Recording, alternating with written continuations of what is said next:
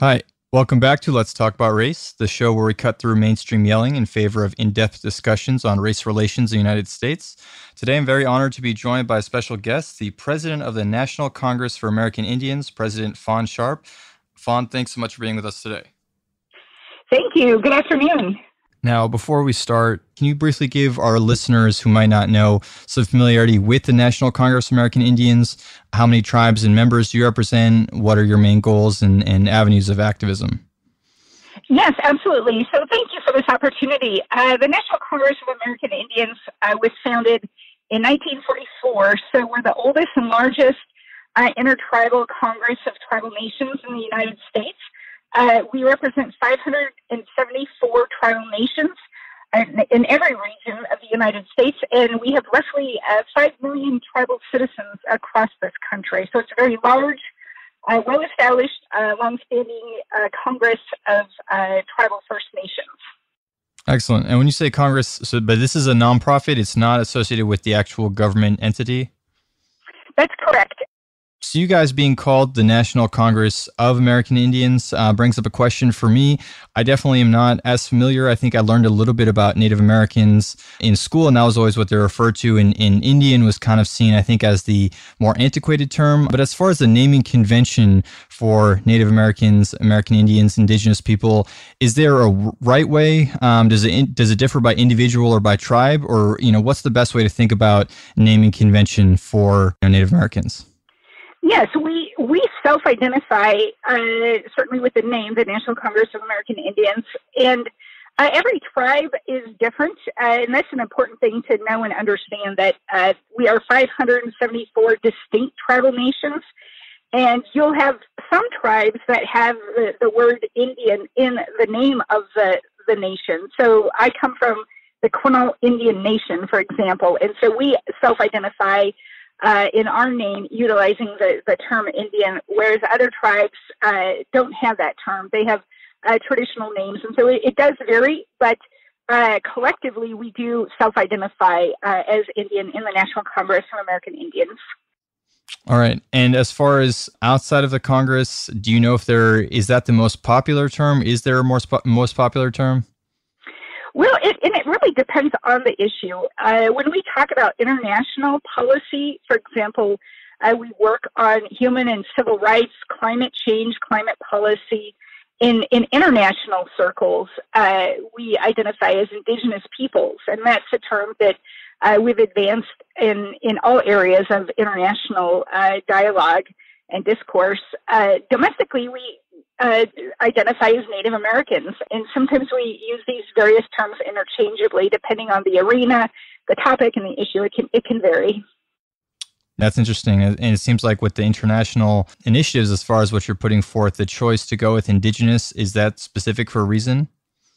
Yes, certainly the term Native American is reflective of the Americas here in the Western Hemisphere, but there are over 100 million Indigenous peoples in all parts of the world. And so the term Indigenous peoples is one that has gone through a lot of international vetting, and it's a term, when one is indigenous to an area, it's a term that's very universal for Native peoples, no matter where they live in the world.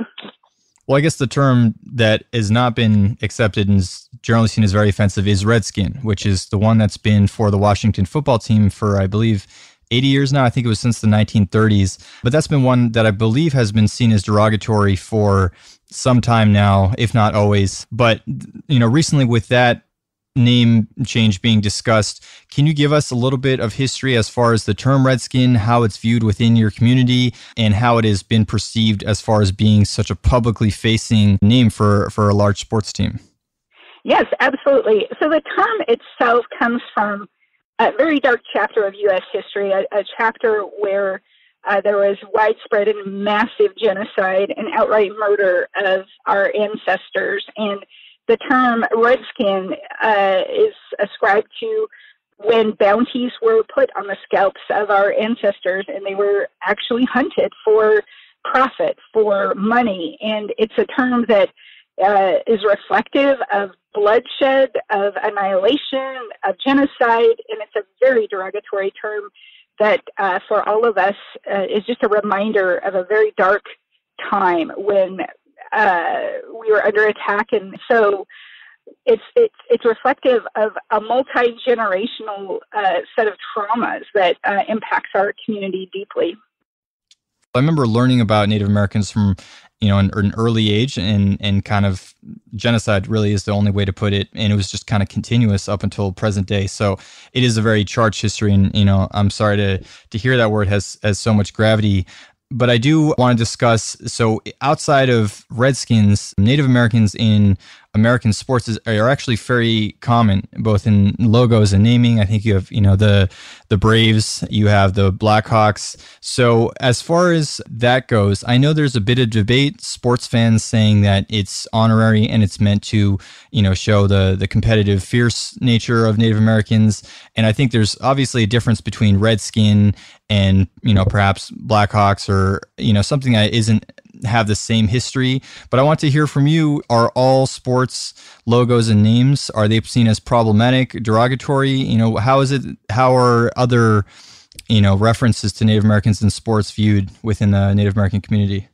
Yes, and I can speak directly to the Congress. The Congress addressed mascots for half a century.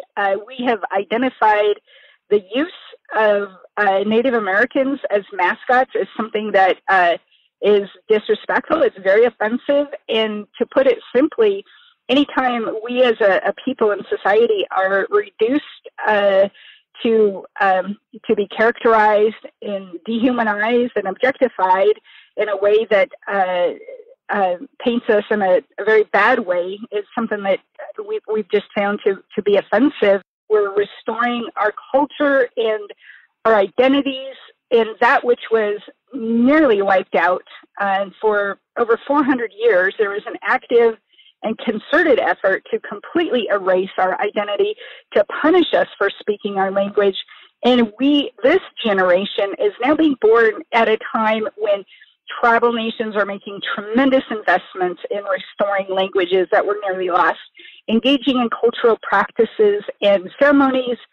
We had ceremonies for many things. And so a younger generation is now understanding the value of tradition. And when we witness others who don't understand the history, and they don't understand what goes into those ceremonies, what it means, the connection with our ancestors, the connection with our Creator, the connection with all things living, and they objectify it and they use it in a way where they think it's appropriate, and we can see just how truly offensive it is to those practices. And so we are very active and engaging and wanting to help educate people, and we know that it's not going to happen overnight, but it's through dialogues like this and interviews like this and an opportunity to engage and educate the broader community and the broader nation where we're going to make advancements. Definitely. And I think that is something in general that is when you talk about, cultural appropriation versus, what's seen as respectful learning from a culture. I think it's the reduction that is really the difference, right? And understanding the significance of, a headdress versus just using it as a costume. So I actually recently had the opportunity to speak with Donnie Wetzel, who is the grandson of Walter Wetzel, who is actually a member of the Blackfeet Tribal Nation and the designer for the Two Guns White Calf logo, which is the Native American logo used by the Redskins from the 70s up until its recent retirement. And the family had actually made a distinction between the name and the term Redskins and the logo, which they had seen as not a way to include themselves in the conversation, include themselves in the imagery and history for the Redskins team name. So they said, if this is going to be the team name, maybe we can kind of at least bring some of our culture to the forefront. Is that something that you consider, or is that something that's relevant for the current use of Native Americans in sports team mascotting? It was at a time and an era, I think, when you're coming out of the 1960s. And so there is that period in time where tribal peoples across the country began to raise different ways of being visible, because for the most part, the only way people saw us was in movies, when TVs, and fictional characterizations of who we are. And it was at a time when, as a people and as a body, we are fighting just to gain some visibility outside of Hollywood and outside of fictional things. But there were also times where, for example, the depiction and the picture for the professional team was used in other places. Here in the Pacific Northwest, we have the Seattle Seahawks. And I recall as a child at the Kingdom seeing a citizen with a Native American wooden carved hawk mask. And that was something that, back in that time where people just saw us through a Hollywood or a fictional way, there was some sense of connection there, that people see us. They see a part of who we are as a culture. And it was all these different ways that we were trying to gain some visibility, to gain a voice, coming out of an era where we just survived an outright aggressive policy of termination. And so to understand that period and to understand the importance of wanting to have some visibility, that was critically important. And Fawn, I just want to make sure that I understand correctly. Your point is, coming out of the 60s, you're saying that any sort of visibility that you could get, coming out of survival was good. Any sort of broad public awareness was seen as a positive. Now it's 50 years later. My understanding is you say there's been a much bigger reinvestment in the restoration of the languages, the culture of Native Americans. And so now you're trying to, I think, elevate that awareness beyond a very simple kind of stereotype in sports. Did I understand that correctly? Yes. Okay, appreciate you kind of giving us some clarity there. But I do want to continue, because it's not just about sports logos. You have mentioned addiction, poverty. One of the things that I've been very surprised about, I learned this about last year, but Native Americans are the only group in America that actually suffers police violence at a higher rate than African Americans, which, in wake of the Black Lives Matter and this scrutiny on police violence, if it saddens me a little bit to see Native Americans get left out. Is that something that you guys would like to see highlighted, that you've been pushing as far as what you'd like to see in public awareness? Yes, absolutely, because that is another reflection of the invisibility of our issues, of our cause. And it takes a tremendous amount of effort just to raise basic awareness about critically important issues, life and death issues for our citizens. People have a certain perception about tribal nations, that you go to a reservation and they're poor, they're impoverished, they're alcoholics, they're drug addicted, and there's all these stereotypes, but they don't understand the systemic and widespread oppression against our abilities to raise revenues. For example, like any other government, possesses an inherent power to raise revenues through systems of taxation. Courts have ruled against us in a dual taxation scheme, and we're limited in our taxing authorities. And then we try to invest millions of dollars in for-profit enterprises. And even when we invest and make dollars through profits in commercial enterprises, the states and the counties continue to unilaterally and effectively hijack our funding for basic programs. So when you look at a reservation and you ask yourself, how is it possible for a country to meet basic needs when they have no tax base, no taxing authority, and every bit of concerted effort they make to raise commercial profits are effectively hijacked and unilaterally attacked? So those are things that make it very difficult and challenging. And as a tribal leader, it's very frustrating when I've been able to elevate issues outside of the United States in a way that doesn't seem as difficult and challenging. And in some respects, it's almost as though there's an active way of trying to obstruct, minimize, and keep out of the conversation many of the impacts that face our communities. Sorry to interrupt, but you're saying when you bring up internationally, as far as like UN bodies or just outside of a U.S. government? Both. And I'll give you an example. So my tribal nation has been confronting the impacts of climate change during the entire tenure of my leadership. I'm only the 9th president elected since the turn of the last century. And I've had an opportunity to serve with 3 U.S. presidents at this point, and we've tried to raise a sense of urgency about climate impacts. In 2009, I went to the UN Conference of Parties, COP14, in Poznan, Poland, and I had several multilateral, bilateral discussions and negotiations with officials to talk about climate change. And it was difficult to even have conversations in this country 15 years ago about climate change. I would raise the issue, the room would get quiet, and then someone would change the subject. The glacier that feeds the mighty Quinault has disappeared, the Anderson Glacier. The White Glacier has nearly receded, and it's still barely there. That only leaves 2 other glaciers. And so that's to the far east. To the west, I'm having to relocate 2 villages to higher ground because of rising sea level and rising oceans. I've had to declare 4 national states of emergency. In the 50s and 60s, we had millions of sockeye salmon return. Just in my grandparents' time as fishermen, they had millions of sockeye, which is a prized sacred sockeye that's unique to Quinault, that's part of our identity.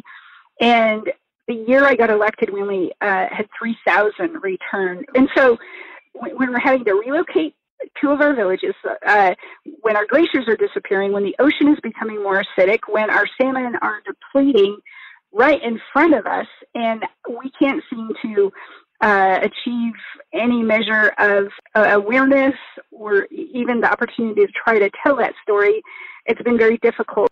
With the lack of visibility that you express of Native Americans in politics, in society, in media, if you were to try and bring awareness to the listeners right now, or in general to the American public, and you were to say, these are the issues that we want to tackle, what would be the issues that you'd want listeners to understand that Native Americans face today? The top issue that I would advance with the average citizen in the United States, and the top issue identified in my State of Indian Nations address in January, was a call out for truth and reconciliation. And I had no idea in January what was around the corner. I had no idea that this country would begin to take a hard look in the mirror with regard to race and political and social divisions and divide and inequities and injustice. And chapter after chapter in this country, beginning with European contact in the genocide and annihilation of our citizens, is a dark chapter that this country has yet to come to terms with. And the only way we are going to come to terms with that is by engaging in a national discussion about race relations. And I firmly believe this country is now prepared to do that. And I've been quoting a lot lately a president who ordered the murder, mass execution of many natives. President Lincoln in the Gettysburg Address challenged this country. Can a nation so conceived and so dedicated long endure? And that was a question back then. And here we are years later, and this country is still being challenged with that question. And the average citizen feels it. So whether you're red, yellow, black, and white, we have some reconciling to do in this country, because right now we are unhinged from those basic principles. We are unhinged from the foundations that made this country so strong. And so if I had one ask and one priority of this country, it is for tribal nations to have an open and engaged dialogue, national dialogue, so that that first chapter we can begin to heal. And I think for me, that's a big part of the reason I started the podcast, Let's Talk About Race, is I really saw a lack of that conversation, and I don't want to act like this podcast is earth-shattering, but it has been disappointing to me at every level how little I feel like there has been a dialogue. But what I would like to see is people in positions of power having public discourse with the people who are affected, and I think that's really the gap. So you and I both are definitely very in favor of conversation. You were mentioning earlier this image that most people have of a reservation as poor, high alcoholism, things of that nature. I have to be honest, those are definitely stereotypes that, I've seen as well. And without doing your research, I think that's kind of the image that's put out there. Why do you think that's the case? Yeah, so There are in my mind, two primary reasons for the longstanding and deep poverty and oppression. And one is our federal trustee, the relationship we have with the United States. As you pointed out, every treaty has been broken. So there's a failure of our political equality. While the United States talks about government-to-government relations with tribal nations, the reality is we do not have political equity. Our trustee is not honoring those commitments. And case after case, courts are ruling that when it comes to treaty conflicts, tribal nations prevail. And I pointed out to Governor Inslee during the last case that went to the Supreme Court that I was a part of, the Culvert case 2 years ago, that in the longstanding history of treaty conflicts with the state of Washington, you're either a hallowed friend or a defeated adversary. It's that simple. And so we must be true and honor those past commitments. And the other failure of the United States to uphold its treaty commitments is in the funding part of those treaty commitments. There are two reports by the U.S. Commission on Civil Rights, one over a decade ago called The Quiet Crisis, and then just 2 years ago, they issued another report called the Broken Promises Report. In both reports, they conclude not one federal agency is living up to its trust responsibility. The United States has chronically underfunded tribal nations on every sector, whether it's healthcare, education. And in the face of that, our trustee has not only failed to uphold their commitments, but when we seek to set out to empower ourselves and create commercial enterprises and do things to exercise our inherent sovereign powers to overcome those barriers, they also work aggressively to challenge and diminish that power and authority. And so those two things, if we could just have a trustee and a relationship with the United States where they acted honorably with regard to tribal nations, you would see a much different community in society. I often point out, too, that there's strength in pain and suffering, and so that, too, has made us resilient and strong. I mean, one can only imagine after everything that the Native Americans have had to go through that, you know, resiliency would have to be the only way to survive. And I commend you guys for that. In media, there's a lot of the history of Native Americans, I think, you know, from the 18th and 19th century, but there's not a lot of portrayal of what life is like for a modern Native American. Do you mind just giving us a little bit of a sense of life on a reservation? What would you like us to understand about how Native Americans live their lives currently and not just in the past? Right. I would like to speak to the most powerful part of our being in existence. I mentioned it earlier. There's tremendous strength in the spiritual life of Natives. I mean, there is that part of stereotypes, but there's a lot of truth to the strength and breadth of our spiritual life, and that's something that you'll find on every reservation. You'll hear the drum beat. You'll hear songs. You'll hear ceremonies. You'll hear a way that really been able to become resilient under. Find strength in that. Find strength in that. Find medicine in our ceremonies and our spiritual life, and that's the part that people don't see. But if there was a way to see it, this country could learn a lot about how one is balanced and how in the face of extraordinary adversity, a person can only survive but thrive. And I'll just give you a personal example and open up just somewhat personally with regard to my walk of life. I was raised during the height of the fishing rights controversies in the 1970s. During the Bolt decision, a lot of controversy on the waters, on the ocean, in the courtrooms. And so I grew up wanting to become an attorney. And I graduated from high school at 15. I went to law school. I studied international human rights at Oxford. I came back. After spending 10 years away, I came back to the reservation from standards outside of our community. I had achieved a lot, but with regard to our culture, I was relatively young and a newbie. And a few years ago, I was invited by our canoe families to go on a tribal journey. And along the way, we share songs, we share our ceremonies and our dances, and we share our traditional foods. And I found that when I went out to the ocean, we're in a canoe. It's not a manufactured canoe, but a canoe that's physically carved out of a large old-growth cedar tree, and we're in 14-foot swells. And I found myself physically feeling like I couldn't pull the canoe beyond the breakers. When we got past the rocks, I felt there's no way I could do this.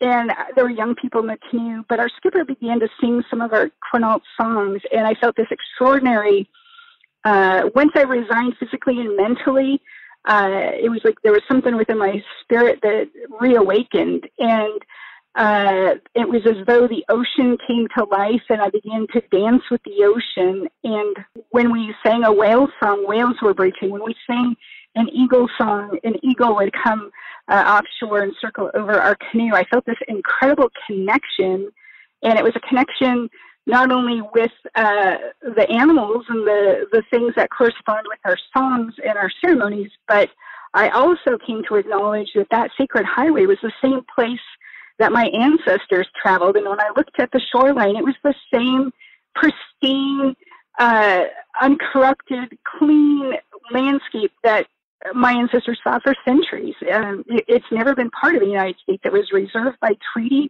and we've maintained its pristine character from when time began. And so all those things, it was a very powerful experience, and that is the one thing that is unique to tribal nations that, you know, I've heard of people like Abraham Maslow and Stephen Covey. They talk about self-actualized human beings who are at the very base. You have selfish people, and then as a person matures, they become independent, and as they further mature, they become interdependent.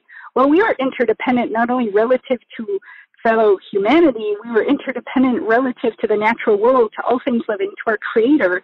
So while there's this perception that upon European contact we were savages and primitive, we were actually very self-actualized, we were very mature, and we were very strong and centered mentally, physically, and spiritually. And although it's taken us centuries to get back to that, slowly, generation after generation, we are embracing that identity, and we are growing stronger. We hope to take that lesson learned and help lead a national conversation, because much of what we value is the same value that underlines this country. Yeah, I mean, if there was ever a time for us to learn resiliency, I think 2020 is the year a lot of people need that. So I hope we can learn a little bit from the native tribes. The last question I have before I let you go is, you know, on this show being called Let's Talk About Race, the goal is to have people to have conversations. So as far as what you see in how Native Americans are currently talked about, even by those who would say that they are supportive of the advancement of their rights, is there a way that you would wish that conversation would happen differently? Is there a way that you would, you know, as far as specifics go, that you could see the public conscious and awareness and dialogue around Native Americans start to improve? Yes. One of the things that I think would be effective is directly engaging our young people. I often am so impressed with the up-and-coming younger generation of tribal leaders. We have a Native Youth Commission at the National Congress of American Indians.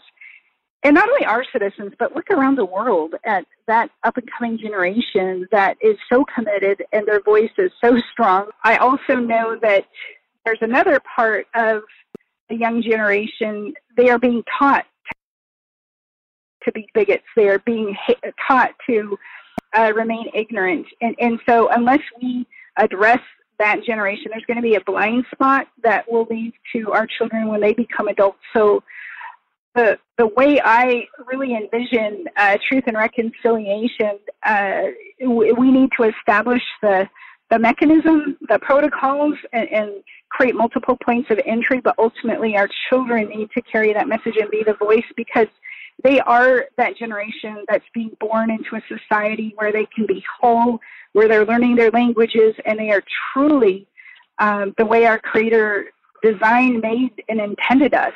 And it's going to be that generation that needs to be a critical part of a national conversation. I appreciate you sharing all that with us. I really do.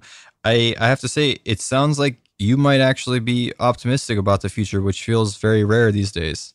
Yes, I am absolutely optimistic because we simply have no other choice at this point. This is truly a test, and if we don't reconcile our actions to those basic foundational principles, this country will be lost, and that's simply not an option. We have to continue to fight the good fight. I really do admire your resiliency, your optimism. I think right now it's really hard for most people, I think, to be optimistic. So like I said, if there was ever a time to learn from Native Americans, I think right now would be a great time for us to start having that conversation and learning from you all. But President Sharp, I really appreciate your time today. I really appreciate all the knowledge you shared with us today. And I really hope that this conversation continues. It's a starting point, and I hope that it continues for many people outside of here as well. Yes, thank you. And I couldn't agree more that not only is this country designed and meant to endure, but we will endure. And so thank you. I appreciate the time. For listeners interested in learning more about the initiatives and resources for the National Congress of American Indians, you can visit their website at ncai.org. And for listeners interested in hearing the interview with Donnie Wetzel, grandson to the designer of the Two Guns White Calf logo, you can find all former episodes at letstalkaboutrace.net.